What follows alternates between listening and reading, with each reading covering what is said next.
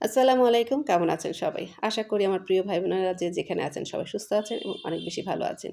ছোটখাটো একটা ব্লগ নিয়ে হাজির হয়েছি। আশা করি আমার প্রিয় ভাই-বোনের কাছে ভালো লাগবে।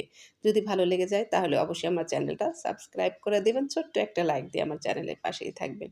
আমার মেয়ে রেডি হচ্ছে, আমরা এখন ঘুরতে যাব। তো আছে মানে রমজান মাস চলে আসছে। এই রমজান মাসে আর আমাদের ঘোরাফেরা হবে না। রমজান মাসে আমি বেরও হই না। ২-১ দিন মার্কেট করতে যাব হয়তোবা।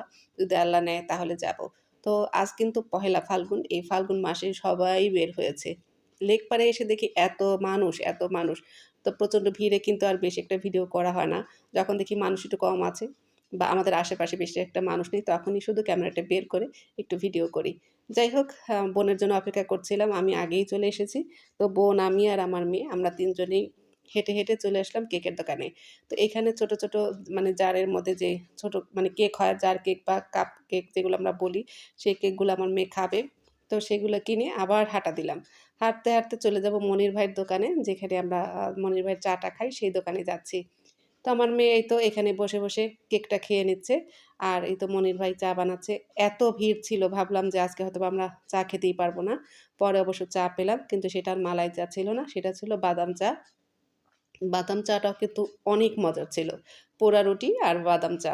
তারপরে সেই চা আর রুটি খেয়ে আবার হাঁটা দিলাম। হাঁটতে, হাঁটতে এবার চলে যাব ফুচকার দোকানে। আমার বাসার কাছেই যে এত সুন্দর একটা ফুচকার দোকান আছে সেটা কিন্তু আমি জানতাম না। আমার দুলাভাই ঠিকানাটা দিল যে ওই দোকানের ফুচকাটা অনেক মজার, অনেক ভালো লাগে। তো এই তো সেই দোকানে চলে আসছি। তবে ফুচকা এখান থেকে খেয়ে যাব না। পার্সেল করে বাসায় নিয়ে যাব। বাসায় বসে তারপর খাবো। তো আমাদের ফুচকা কিন্তু হয়ে গেছে। আর দোকানটা আমি একটু দেখিয়ে দিচ্ছি। এই তো মসজিদ, লেকপাড়ের পাশে যে বড় মসজিদ, এই মসজিদের পাশেই কিন্তু একদম সামনাসামনিই কিন্তু দোকানটা। যাই হোক, আশা করি আমার এই ছোটখাটো ভিডিওটা ভালো লেগেছে। আজ এই পর্যন্তই।